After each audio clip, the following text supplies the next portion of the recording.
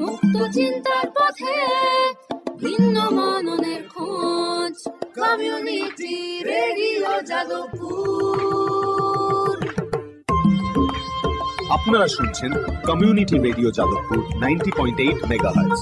এই বেতার সম্প্রচারটি যাদবপুর বিশ্ববিদ্যালয়ের technical education quality improvement programme TEQIP-র অংশ।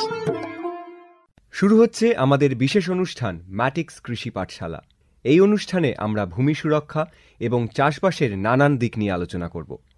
90.8 কমিউনিটি রেডিও জেইউতে এই বিশেষ অনুষ্ঠান শুনবেন সপ্তাহে 3 দিন। সঙ্গে থাকবেন কৃষক এবং কৃষি বিশেষজ্ঞরা। ভারত সরকারের রাসায়নিক ও সার মন্ত্রকের উদ্যোগে এবং ম্যাটিক্স ফার্টিলাইজার অ্যান্ড কেমিক্যালস লিমিটেডের সহায়তায় অনুষ্ঠানটি সম্প্রচার করা হচ্ছে।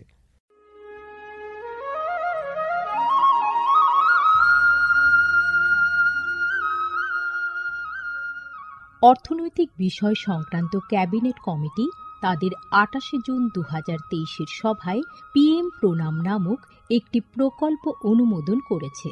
এই প্রকল্পের উদ্দেশ্য হল ধরিত্রী ও মৃত্তিকার পুনরুদ্ধার, পুষ্টি, উন্নতি সাধন এবং তা নিয়ে সচেতনতা বৃদ্ধি।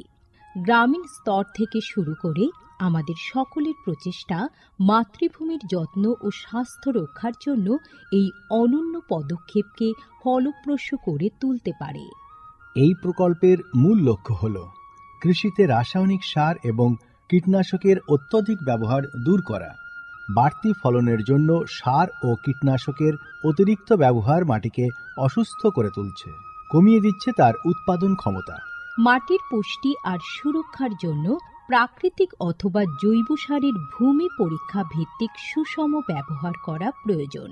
পাশাপাশি দরকার জৈব ও প্রাকৃতিক চাষ পদ্ধতি এবং সম্পদ সংরক্ষণ প্রযুক্তি, যেমন সমন্বিত কৃষি ব্যবস্থা, ক্ষুদ্র সেচ, মালচিং, মাটির ক্ষতিকারক খনন না করা, ঘুরে ফিরে বিভিন্ন ফসলের চাষ ইত্যাদি। চাষবাসের এই টেকসই পদ্ধতিগুলো মাটির উর্বরতা বাড়াবে, পরিবেশ দূষণ কমাবে এবং দীর্ঘমেয়াদী উৎপাদনশীলতাকে শক্তিশালী করবে। সারের সুষম ব্যবহার শুধু মাটিই নয়, সার্বিকভাবে পরিবেশের স্বাস্থ্য রক্ষা করে। সুষম সার ব্যবহারের অর্থ হল উদ্ভিদকে তার প্রয়োজনীয় পুষ্টি উপাদানগুলি সঠিক পরিমাণে এবং অনুপাতে, সঠিক সময়ে এবং উপযুক্ত পদ্ধতিতে দেওয়া। সংশ্লিষ্ট রাজ্য বিশ্ববিদ্যালয়গুলি ইতিমধ্যেই তাদের এলাকায় উৎপাদিত ফসলের প্রয়োজন অনুসারে এর ডোজগুলি নির্ধারণ করেছে।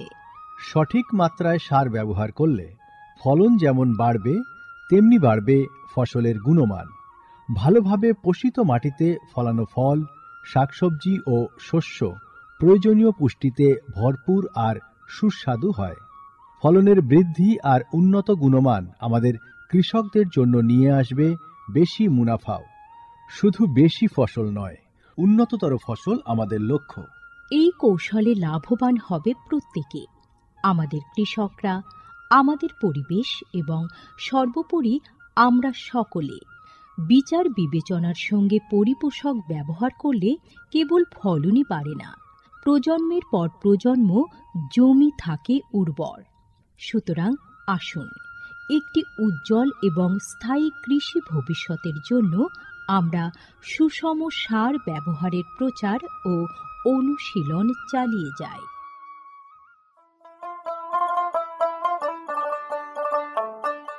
বিকশিত ভারত সংকল্প যাত্রা বা VBSY এর একটি গুরুত্বপূর্ণ অংশ হল ভারত সরকারের সার বিভাগ দ্বারা PM প্রণাম স্কিম এবং কৃষিতে ড্রোন ব্যবহারের প্রচার।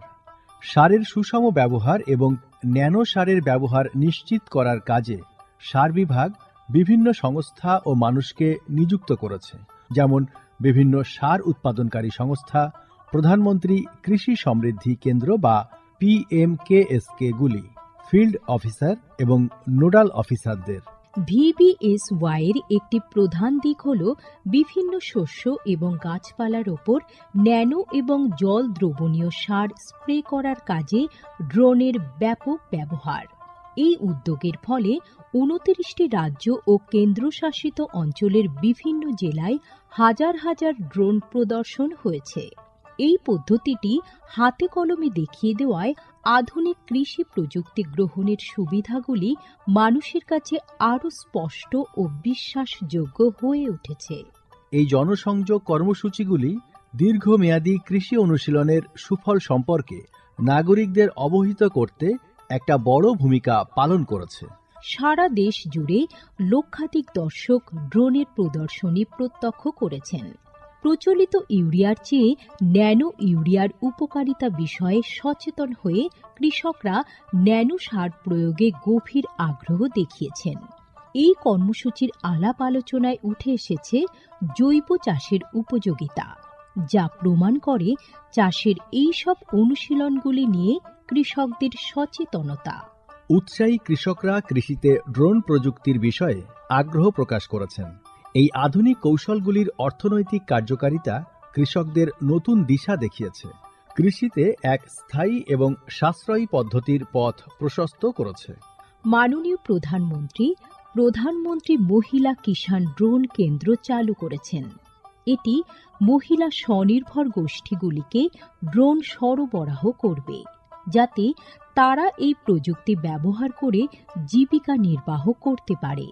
VBSY প্রোগ্রামের রূপায়ণে PMKSKগুলি সক্রিয় ভূমিকা পালন করছে। একে অপরের সঙ্গে এই সহযোগিতাই আমাদের পাথেয়। বিকশিত ভারত সংকল্প যাত্রা শুধু একটি যাত্রা নয়, এটি ভারতীয় কৃষির দীর্ঘমেয়াদী এবং প্রযুক্তিগতভাবে উন্নত ভবিষ্যতের দিকে একটি গুরুত্বপূর্ণ পদক্ষেপ। যাত্রাপথে এটি জাতির কৃষিকে সম্পূর্ণ পুনর্নির্মাণ করা, উদ্ভাবনকে উৎসাহিত করা এবং সবার জন্য একটি সবুজ, আরও সমৃদ্ধ ভবিষ্যৎ নিশ্চিত করায় অঙ্গীকারবদ্ধ।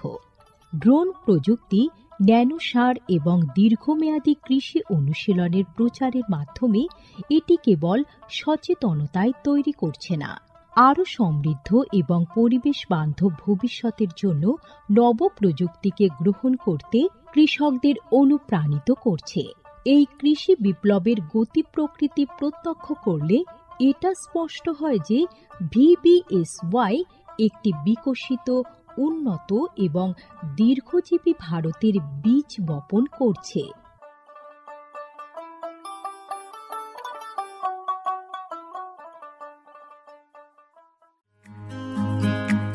ভারতে যে সার কোম্পানিগুলির সবচেয়ে দ্রুত গতিতে বৃদ্ধি পাচ্ছে, ম্যাটিক্স ফার্টিলাইজার্স অ্যান্ড কেমিক্যালস লিমিটেড তার মধ্যে অন্যতম। পশ্চিমবঙ্গের পানাগড়ে অবস্থিত তাদের কারখানায় বছরে 12.5 লক্ষ টনের উপর ইউরিয়া সার উৎপাদন হয়। ভারত সরকারের গ্রিনফিল্ড প্রজেক্ট হিসেবে স্বীকৃত এই কারখানায় তৈরি হয় ডক্টর ফসল। ইতিমধ্যেই যা পূর্ব ভারতের সর্বাধিক বিক্রিত ইউরিয়া সার হয়ে উঠেছে। কৃষি উন্নয়ন ও ভূমি সুরক্ষা, ক্ষুধা, অপুষ্টি ও দারিদ্র্য দূরীকরণ, গ্রামীণ এলাকা ও বস্তি উন্নয়ন, লিঙ্গ পরিবেশ, স্বাস্থ্য, শিক্ষা ইত্যাদি নানান বিষয়ের উপর জোর দেয় ম্যাটিক্সের CSR প্রকল্পগুলি। ম্যাটিক্স, এক সবুজ ভবিষ্যতের অঙ্গীকার। আপনি শুনছেন JU কমিউনিটি রেডিও 90.8 মেগাহার্টজ। শুরু করছি ম্যাটিক্স কৃষি পাঠশালার আজকের পর্ব। আমাদের আজকের পর্বের বিষয় মাঠে জীবাণুসার ব্যবহারের সীমাবদ্ধতা। এ বিষয়ে বিশদে আলোচনা করার জন্য আজ আমাদের স্টুডিওতে উপস্থিত আছেন ডক্টর অজিত কুমার পোদ্দার, যিনি বিবেকানন্দ ইনস্টিটিউট অফ বায়োটেকনোলজি নিমপীঠের উপদেষ্টা, কলকাতা বিশ্ববিদ্যালয়ের বায়ো ফার্টিলাইজার টেকনোলজি কোর্সের কোর্স কোঅর্ডিনেটর এবং দ্য নিউটিয়া ইউনিভার্সিটির ভিজিটিং ফ্যাকাল্টি। আপনাকে স্বাগত জানাচ্ছি আমাদের আজকের এই পর্বে। ধন্যবাদ আপনাকে। আমরা তো আজকে বিষয় রেখেছি কৃষিক্ষেত্রে জীবাণুসারের ব্যবহারের সীমাবদ্ধতা। তো এই বিষয়ে আমরা আলোচনার শুরুতে একটু আপনার থেকে জানতে চাইব যে এই জীবাণুসার কি, যদি একটু বুঝিয়ে বলেন। আমরা সাধারণত পূর্বে সারটাকে আমরা দুভাগে ভাগ করেছি। একটা হলো রাসায়নিক সার, যা ইংরেজিতে বলা হয় কেমিক্যাল ফার্টিলাইজার, আর একটা হলো জৈব সার অথবা অর্গানিক ফার্টিলাইজার। আচ্ছা, এরপর যখন বিজ্ঞানীরা দেখলেন যে না, এই দুটোতে কাভার করছে না, তখন এটাকে 4টা ভাগে ভাগ করা হয়। একটা হলো chemical fertiliser, organic fertiliser, bio fertiliser এবং গ্রিন ম্যানিউরিং। আচ্ছা। এই বায়ো ফার্টিলাইজারটাকেই বাংলায় বলা হয় জীবাণু সার। এই ধরনের সার যে একমাত্র ওয়ের ভিতরে অবস্থিত জীবাণুই সার হিসাবে কিন্তু ব্যবহৃত হবে, অন্য কিছুই আর ব্যবহৃত হবে না। অতএব আমাকে এই যে ভিতরে যে ব্যাকটেরিয়া দেই অথবা ফাঙ্গাস দেই অথবা এলজি দেই, সাইনোব্যাকটেরিয়া দেই, যাই দেই না, কিন্তু কাজটা করবে কিন্তু ওই জীবাণুটা। এই জন্য এই সারটাকে আমরা জীবাণু সার বলি। যদিও পূর্বে এটাকে অর্গানিক ফার্টিলাইজারের ভিতরে রাখা হয়েছিল, পরে দেখা হলো যে অর্গানিক ফার্মিংয়ের সার থেকে জীবাণু সারটা অনেক আলাদা। আচ্ছা, সেই জন্য এটাকে আবার আলাদা করা হয়েছে। এখন 4 ভাগে সারটাকে ব্যবহার করা হচ্ছে। তো রাসায়নিক সার এবং জৈব সারের বিকল্প হিসাবে কি এই জীবাণু সার ব্যবহার করা হয়? হ্যাঁ, আসলে ঠিক রাসায়নিক সারের বিকল্প যদি বলেন সেটা অন্যরকম হয়ে যায়। আমরা কি কি নিউট্রিয়েন্টের বিকল্প হিসাবে জীবাণু সার ব্যবহার করছি সেই বিষয়ে আমি আপনাকে একটু বুঝিয়ে বলি। আচ্ছা, আমাদের চাষি ভাইয়েরা সবসময় চিন্তা করে NPK অর্থাৎ নাইট্রোজেন, ফসফরাস এবং পটাশ, এটাকেই ওরা মেইন সার হিসেবে ধরে। ফলে আমরাও চিন্তা করলাম যে এই তিনটের যদি আমরা যদি কোনো বিকল্প কোনো সার দিতে পারি, পার্টিকুলারলি বায়ো ফার্টিলাইজার হিসাবে, তবে চাষি ভাইয়েরা কিছু হলেও তারা উপকৃত হবেন। এই জন্য আমরা নাইট্রোজেনের জন্য জীবাণু সার আমাদের দেশে অ্যাভেলেবেল, ফসফরাসের জন্য জীবাণু সার অ্যাভেলেবেল, এটা ব্যাকটেরিয়াও আছে, ফাঙ্গাসেরও আছে, আবার পটাশের জন্য আমাদের দেশে জীবাণু সার অ্যাভেলেবেল। অর্থাৎ NPK যেটা নিয়ে সবসময় কৃষক ভাইয়েরা চিন্তা ভাবনা করেন, সে তিনটেরই কিন্তু আমরা এখন বর্তমানে জীবাণু সার হিসেবে ব্যবহার করা যাচ্ছে এবং জীবাণু সার আমরা তাদের সাপ্লাই দিচ্ছি, মানে সেই বায়ো ফার্টিলাইজারগুলো। এই রাসায়নিক সারে যেমন ধরেন ইউরিয়া, সিঙ্গল সুপার ফসফেট এবং মিউরেট অফ পটাশ, এই তিনটা সারের বিকল্প হিসাবে আমরা এই জীবাণু সারগুলো ব্যবহার করতে পারি। নাইট্রোজেন ফিক্সিং জীবাণু সার, ফসফরাস ডিজলভিং জীবাণু সার এবং পটাশ মোবিলাইজিং জীবাণু সার হিসাবে আমরা চাষি ভাইদের ব্যবহারের জন্য প্যাকেট হিসাবে তাদের আমরা সরবরাহ করে থাকি। মানে এর ফলে আমরা যে রাসায়নিক সার ব্যবহার করতাম অতিরিক্ত, তার পরিমাণটা আমরা কমাতে পারছি। আমরা অবশ্যই সেটাই আমরা বড়। আমরা কিন্তু আগেও আমি আপনাকে বলেছি যে constant use of the chemical fertiliser is not good for the soil health. Soil হেলথের কথা যদি আমরা চিন্তা করি, তো আমাদের অবশ্যই জীবাণু সার, জৈব সার এবং গ্রিন ম্যানুরিং ব্যবহার করতে হবে। অতএব যেহেতু এর বিকল্প হিসাবে ধরেন ধানের যে নাইট্রোজেন লাগে, এটা কিন্তু আমরা পুরোপুরি এই জীবাণু সার দিয়ে ফুলফিল করতে পারি না। সেক্ষেত্রে যতটুক পারি 30 কেজি নাইট্রোজেন পার হেক্টর যদি আমরা কমাতে পারি, সেটি আমাদের জন্য বিরাট ব্যাপার। এবং আমরা এই নাইট্রোজেন হিসাবে ধানের ক্ষেত্রে কিন্তু আমরা জীবাণু সার ব্যবহার করছি বর্তমানে। তো আপনি বললেন, তবে একবার জিজ্ঞাসা করি যে আমাদের দেশে মোট কত ধরনের জীবাণু সার ব্যবহৃত হচ্ছে? খুব ভালো প্রশ্ন করেছেন এটা। আমাদের দেশে এখন পর্যন্ত নাইট্রোজেন, ফসফরাস এবং পটাশ এবং কিছু কিছু জায়গায় জিঙ্ক জীবাণু সারও ব্যবহার করা হচ্ছে। আচ্ছা, জিঙ্ক সালফেট যে কেমিক্যালটা ব্যবহার হতো, এবং পার্টিকুলারলি যারা নাকি কনস্ট্যান্ট ধান করতে থাকে, আউশ, আমন, বোরো, 3টে ধানের যদি কন্টিনিউয়াস চালিয়ে যায়, তবে কিন্তু জিঙ্কের ডিফিসিয়েন্সি দেখা যায়, যা নাকি বর্তমানে বর্ধমান এলাকায় কিন্তু এটি দেখা যাচ্ছে। এবং সেটার বিকল্প হিসেবে তারা জিঙ্ক সালফেট ব্যবহার করে। এটা হলো মানে সাদা হয়ে যায় পাতাগুলো, তাহলে ফটোসিনথেসিস কম হতে থাকে, প্রোডাকশনও কমে যায়। তো তারা জিঙ্ক সালফেট, আমরা চাচ্ছি জিঙ্ক সালফেট ব্যবহার করেন যতটুকু দরকার আপনার, কিন্তু তারপরও যদি আমরা ব্যবহার করতে পারি জীবাণু সার দিয়ে, যদি এই জিঙ্ক সালফেটের ব্যবহারটা একটু হলেও যদি কমাতে পারি, এই জন্য জিঙ্ক সালফেট নিয়ে কাজ হচ্ছে এবং মাঠে মাঠে আমরা ট্রায়াল দিচ্ছি, তাতেও ভালো রেজাল্ট পাওয়া যাচ্ছে। এছাড়া আছে আমাদের নাইট্রোজেন। নাইট্রোজেনের আবারও 3 ভাগে ভাগ করা যায়। নাইট্রোজেন হলো সিম্বায়োটিক নাইট্রোজেন ফিক্সার, একটা নাইট্রোজেনের জীবাণু সার, নন সিম্বায়োটিক নাইট্রোজেন ফিক্সার, এটা একটা নাইট্রোজেন জীবাণু সার, এবং অ্যাসোসিয়েটিভ নাইট্রোজেন ফিক্সার, এটাও জীবাণু সার নাইট্রোজেনের জন্য। একটা হলো লিগুমসের জন্য প্রথমটা, যে সিম্বায়োটিকটা, মানে ব্যবহারটা আলাদা, এবং রাইজোবিয়াম ব্যবহার করতে হয় অথবা ব্রেডি রাইজোবিয়াম ব্যবহার করতে হয়। আর নন সিম্বায়োটিক যদি আমরা ব্যবহার করি, যেমন নন লিগুম ক্রপসে, বিশেষ করে ভেজিটেবল ক্রপসে, সেক্ষেত্রে কিন্তু দেখা গেছে আমরা অ্যাজোটোব্যাক্টার ব্যবহার করি। কিন্তু একটা কথা মনে রাখতে হবে চাষি ভাইদের, যখন অ্যাজোটোব্যাক্টার ব্যবহার করবে তখন কিন্তু অবশ্যই যেমন তারা মাঠে অর্গানিক ম্যাটার স্ট্যাটাসটা দেখে নিতে হবে, মানে সয়েল টেস্ট করবে, সয়েল টেস্ট করে অর্গানিক ম্যাটার স্ট্যাটাসটা দেখে নিতে হবে। তার সেটা যদি করতে পারে তখন দেখা যাবে যে এফেক্টটা খুব ভালো পাচ্ছে। আর ধান জাতীয় এবং ফাইবারস রুট আছে, যে এরকম অনেক ফাইবারস রুট মানে গুচ্ছমূল যাকে বলা হয়, সেই জাতীয় ক্রপের জন্য আমরা অ্যাজোস্পিরিলিয়াম ব্যবহার করি, এটা অ্যাসোসিয়েটিভ নাইট্রোজেন ফিক্সার বলা হয়।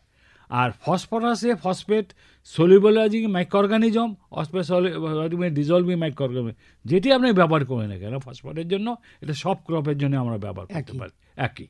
এবং পটাশের বেলাও কিন্তু আমরা পটাশ সলিউবলাইজিং ব্যাকটেরিয়া যেটা যে ব্যবহার করি, এটা সব ক্রপের জন্য আমরা পটাশের বিকল্প হিসাবে জীবাণুসার ব্যবহার করতে পারি। শুধুমাত্র নাইট্রোজেনের ক্ষেত্রে আমরা ভাগ করছি, শুধুমাত্র নাইট্রোজেনের ক্ষেত্রে আমরা 3টে ভাগ করতে হচ্ছে আমাদের, কিন্তু পটাশ বলেন, জিঙ্ক বলেন, ফসফরাস বলেন, এগুলো কিন্তু একটা জীবাণুসারই আপনি সব ফসলেই ব্যবহার করতে পারবেন। আচ্ছা, তো এই যে প্রয়োগের কথা যখন বলছেন তখন একটু জানতে চাইবো যে কিভাবে চাষি বন্ধুরা মাঠে এটাকে ব্যবহার করবেন। এটা সাধারণত আমরা বলি চাষি ভাইদের যে এই জীবাণুগুলো একটা বিরাট খারাপ দিকটা হলো এরা সরাসরি সূর্যের কিরণটা পছন্দ করে না এবং তারা ইনঅ্যাক্টিভেটেড হয়ে যায়। আর হলো হিট যদি থাকে, তাপমাত্রা বেশি এবং সরাসরি সূর্য, এই দুটোকে অ্যাভয়েড করতে হবে। তার মানে কি শীতকালেই ব্যবহার করতে হবে? না, সারা বছরই ব্যবহার করতে পারে, কিন্তু আপনাকে ব্যবহার করতে হবে two avoid the Sunlight. Sunlight থেকে পরিহার করার জন্য আপনাকে সকাল 9টা অথবা বিকাল 3টের পরে আপনি জীবাণুসার মিশ্রিত বীজ বা জীবাণুসার ব্যবহার করতে পারবেন। আচ্ছা, আর যদি আপনি আকাশটা সারাদিন মেঘলা থাকে তো সারাদিনই আপনি ব্যবহার করতে পারবেন। আর আপনি যখন এটাকে নিয়ে এসে এরকম কোনো জায়গায় রাখবেন না যেখানে প্রচুর হিট হচ্ছে, যেমন রান্নাঘর, সেসব জায়গায় রাখবেন। এমন জায়গায় রাখবেন যে আপনি কমফোর্ট ফিল করেন, সেই অবস্থায় আপনাকে ওই জীবাণুসারগুলো সেখানে রাখতে হবে। এবং দেখতে হবে যে ওই জীবাণুসারের গায়ে যেমন কোনো রকম সূর্যের কিরণ এসে না পড়ে প্যাকেটগুলির উপর। আর হিপ করে রাখবেন না। হিপ করে রাখলে হয় কি, এটা একটা এরোবিক ব্যাকটেরিয়া, মানে অক্সিজেন আমাদের মতো এদেরও অক্সিজেন দরকার হয়, বাতাসটা যেমন চলাচল করে। আপনি যদি হিপ করে রাখেন তো দেখা যাবে মাঝখানে যে প্যাকেটগুলো রয়েছে এবং সেই প্যাকেটের ভিতরে যে জীবাণুগুলো রয়েছে সেগুলো কিন্তু বাতাসের অভাবে তাদের গ্রোথটা তো হবেই না, বরঞ্চ মারা যেতে থাকবে, মারা গেলে কোনো কাজ করবে না। আর যদি জীবাণুসার যদি মারা যায়, আমি প্রথমেই আপনাকে বললাম জীবাণুসারে কিন্তু আসল হলো জীবাণু, এবারে লিভিং বিং। লিভিং বিং থাকার জন্য যদি কোনো কারণে এই লিভিং বিংটা মারা যায়, সেক্ষেত্রে কিন্তু আপনি সেই জীবাণুসার ব্যবহার করে কোনো লাভ হবে না।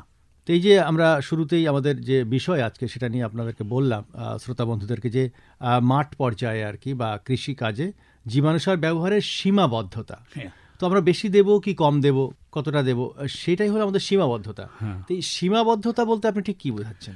ধরেন আমার মাটিতে আমি নাইট্রোজেন জীবাণুসার ব্যবহার করব, এখন দেখা যায় ওই মাটিতে গতবার প্রচুর ইউরিয়া সার দিয়ে দিয়েছে এবং ইউরিয়া সারের রেসিডুয়াল এফেক্টও পরে আছে। তো যেখানে নাকি গাছ দেখবে যে আমি ইউরিয়া সার ব্যবহার করি তো আমি পাচ্ছি, বা আমার কাছে urea sir available in my soil, বা আমার সয়েল যথেষ্ট অর্গানিক ম্যাটার আছে, অতএব নাইট্রোজেন এখানে আছে। কারণ CN রেশিওর একটা কথা আছে, যদি আপনার অর্গানিক ম্যাটার বেশি থাকে নাইট্রোজেন বাড়বে, 10:1 রেশিওতে থাকে। অতএব আপনি যদি মাটিতে নাইট্রোজেন অ্যাভেলেবেল থাকে, সেই ক্ষেত্রে কিন্তু আপনি নাইট্রোজেন ফিক্সিং জীবাণুসার ব্যবহার করে কোনো লাভ পাবেন না, কারণ এরা কাজ করবে না। মানে গাছ যখন নাকি মনে করে তার নাইট্রোজেনের দরকার, তখন সে অ্যালাউ করে জীবাণুটাকে তার শরীরের ভিতরে পেনিট্রেট করার জন্য। আচ্ছা, অতএব যখন দেখে যে আমার খাদ্য তো আমি পেয়ে যাচ্ছি, নেচারের নিয়মে হলো অ্যাভেলেবেল জিনিস পেলে তারা কষ্ট করে কিছু করতে চায় না, হিউম্যান বিংসও তাই করে। তো সেই ক্ষেত্রে যদি ইউরিয়া থাকে মাঠে এবং যদি নাইট্রোজেন পার্সেন্টেজ বেশি থাকে, সেই ক্ষেত্রে কিন্তু জীবাণুসার, বিশেষ করে নাইট্রোজেন ফিক্সিং জীবাণুসার ব্যবহার হবে না। This is limitation. আচ্ছা আচ্ছা, আর 2 নম্বর হলো আমরা দেখলাম মাটিতে আমরা অনেকবার ধরে আমরা ব্যবহার করছি জীবাণুসার, তো ওরা এস্টাবলিশ করে যায় মাটিতে। সেই মাটিতে যদি 10⁴, মানে 1-এর পর 4টা শূন্য পরে ভায়াবল সেল যদি মাটিতে অ্যাভেলেবেল থাকে জীবাণু, সেখানে কিন্তু আপনি জীবাণুসার এফেক্ট পাবেন না। আচ্ছা, আপনি ধরেন মাটিতে 10⁴ viable cell per gram of the soil পেলেন, সেখানে যদি আপনি জীবাণুসার দেন, যেই রকম এক্সপেক্টেড আপনি জীবাণুসার পেতেন সেটা কিন্তু পাবেন না। যদি এর কম থাকে জীবাণু, তখন আপনি জীবাণুসার এর ব্যবহারটা দেখবেন যে এখন পরিষ্কার বোঝা যাচ্ছে।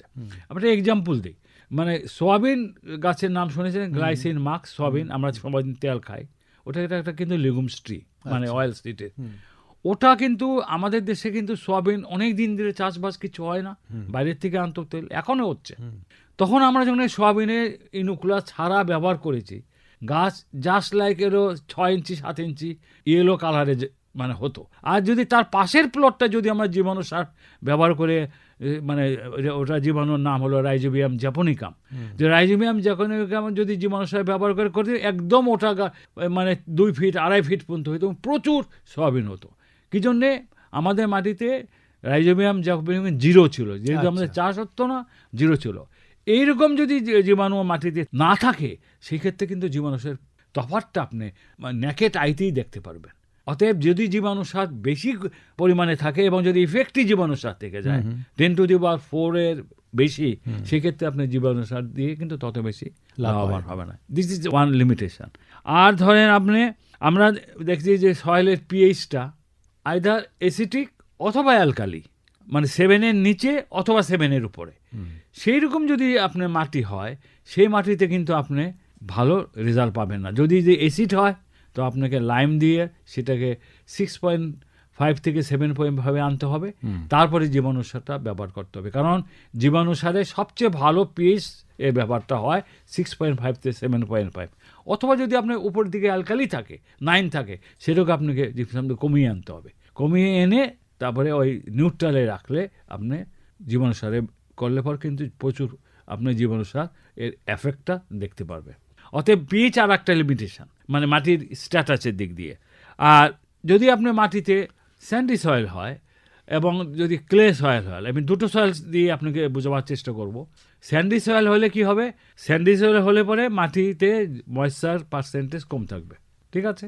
ময়েশ্চারটা মানে ওখানে ক্যাপিলারি পোর স্পেস থাকার ফলে ময়েশ্চারটা কিন্তু নিচের দিকে চলে যাবে গ্র্যাভিটেশনাল ফোর্সের জন্য।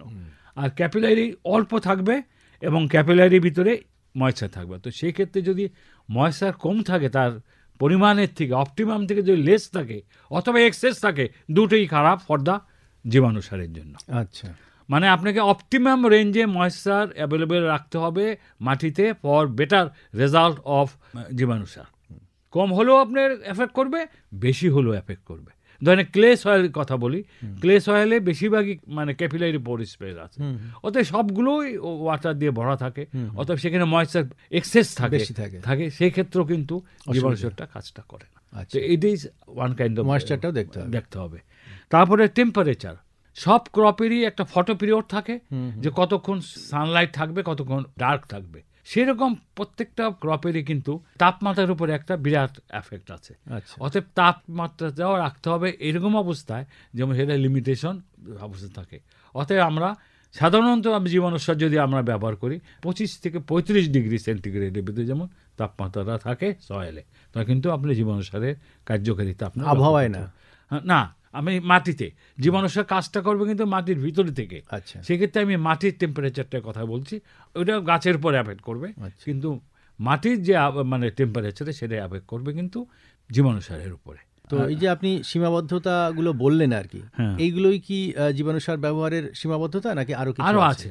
আরও যেমন কোনো কারণে যদি আমার মাটিটা টক্সিক হয়ে যায়, এমন একটা কেমিক্যাল আপনি ইউজ করেছেন, তাহলে দেখা যায় মাটিটা টক্সিক হয়ে গেছে। জীবাণু সেটা জীবন, তো সে টক্সিক যখন হয়ে যাবে তখন কিন্তু সে মারা যেতে পারে। অতএব টক্সিক হবে না। যেমন আপনি যদি মানে আমাদের যে ম্যাটেরিয়ালগুলো আছে, মানে আমরা ব্যবহার করি যেমন লেড, মার্কারিক, হেভি মেটাল যেগুলোকে বলা হয়, সেগুলো কিন্তু মাঠে যদি প্রচুর পরিমাণে থেকে যায় তো জীবাণু সার সেখানে কাজ করে না। আচ্ছা, এরিয়াটা টক্সিসিটি ব্যবহার থাকে বলে আমরা বলি। আর অর্গানিক ম্যাটার পার্সেন্টেজটা মাটিতে একটা অপটিমাল রেঞ্জে থাকতে হবে, এটা আমরা চাই। কারণ আমরা দেখেছি টিপিক্যাল সয়েলে সাধারণত 5% অর্গানিক ম্যাটার থাকতে হয়, কিন্তু আমরা এই দক্ষিণ 24 পরগনা বলেন, উত্তর 24 পরগনা বলেন, আমি অনেক মাটি পরীক্ষা করে দেখেছি, আমাদের এখানে মাটিতে অর্গানিক ম্যাটার পার্সেন্টেজ থাকে 1% অথবা লেস দেন 1%, খুবই কম। অতএব সেই ক্ষেত্রে কিন্তু জীবাণু সার কিন্তু খুব বেশি ভালো কাজ করে না। কারণ জীবাণু সারটাকে ভাঙার জন্য যেই সব জিনিসগুলো রাখে সেগুলো অর্গানিক ম্যাটার ভিতরে সেই জীবাণুগুলো থাকে। সেগুলো কিন্তু যদি অর্গানিক ম্যাটার না থাকে তো খাদ্যটা তারা পায় না পেলে কি হবে, না খেতে পেরে তারা মারা যায়। ফলে কিন্তু আমরা অর্গানিক ম্যাটার একটা অপটিমাম রেঞ্জে রাখার চেষ্টা করব যদি আমরা ভালো মতন জীবাণু সারের এফেক্টটা দেখতে চাই। এটা একটা লিমিটেশন অর্গানিক ম্যাটারটা। আর একটা হলো যে ট্রান্সপোর্টেশন, জীবাণু সার আপনি একটা জায়গা থেকে নিয়ে আসবেন, সেটাকে আপনি বাড়িতে ব্যবহার করবেন। ধরেন আপনি কলকাতা শহরের বা কোনো একটা ডিস্ট্রিক্ট টাউনের অফিস থেকে বা কোনো কোম্পানির থেকে জীবাণুসার নিলেন, প্রথমে কিন্তু আপনাকে দেখতে হবে আপনি কোন ক্রপের জন্য জীবাণুসারটা নিচ্ছেন, কি করবেন, এটা কিন্তু মাথায় আপনাকে ক্লিয়ার রাখতে হবে। যদি নাইট্রোজেন ফিক্সিং জীবাণুসার নেন, আপনি যদি রাইজোবিয়াম নেন, আমি বললাম রাইজোবিয়াম নেন ফর লিগুমস ক্রপস, এটা কিন্তু স্পেসিফিক থাকে।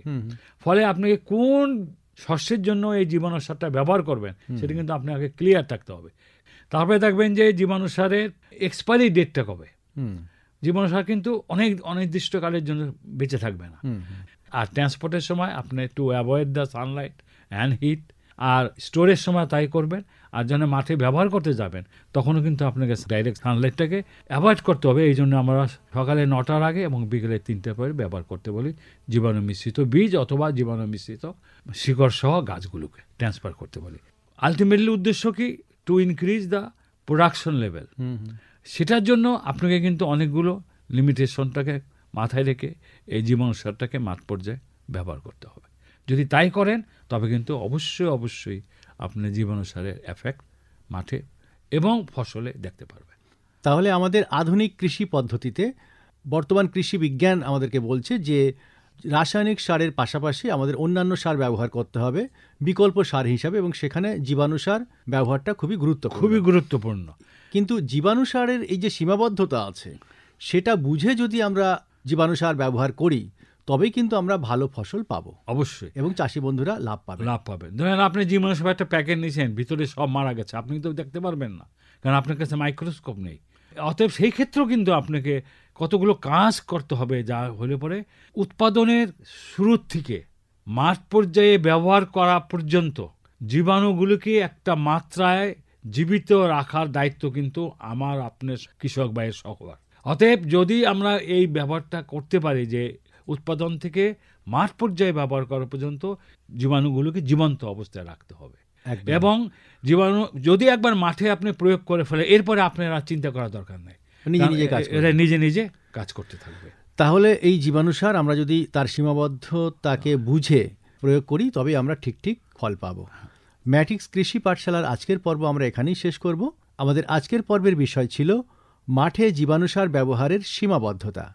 এ বিষয়ে এতক্ষণ আলোচনা করলেন doctor Ajit Kumar Poddar, Vivekananda institute of biotechnology, নিমপীঠের উপদেষ্টা, কলকাতা বিশ্ববিদ্যালয়ের বায়ো ফার্টিলাইজার টেকনোলজি কোর্সের কোর্স কোঅর্ডিনেটর এবং দ্য নিউটিয়া ইউনিভার্সিটির ভিজিটিং ফ্যাকাল্টি। আপনাকে অনেক ধন্যবাদ। আপনাকেও ধন্যবাদ।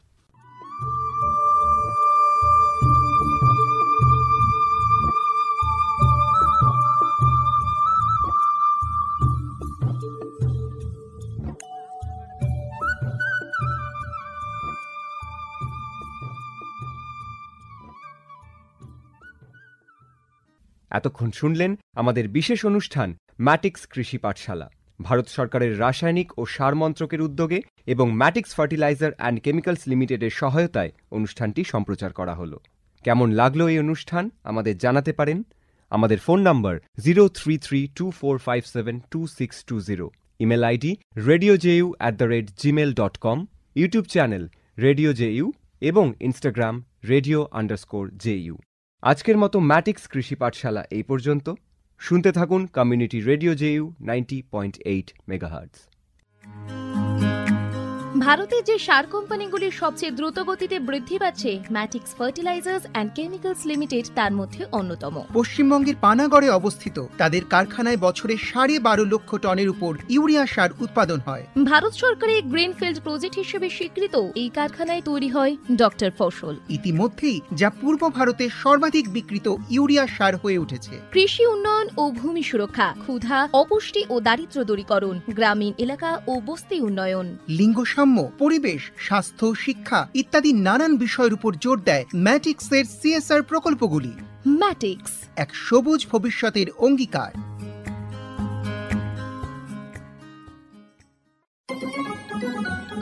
দূরে সে পাশে বসে পায়ে পায়ে কখনো চলে যায় দূর, এ জীবন উদযাপনের সুর, রেডিও রেডিও যাদবপুর, এগিয়ে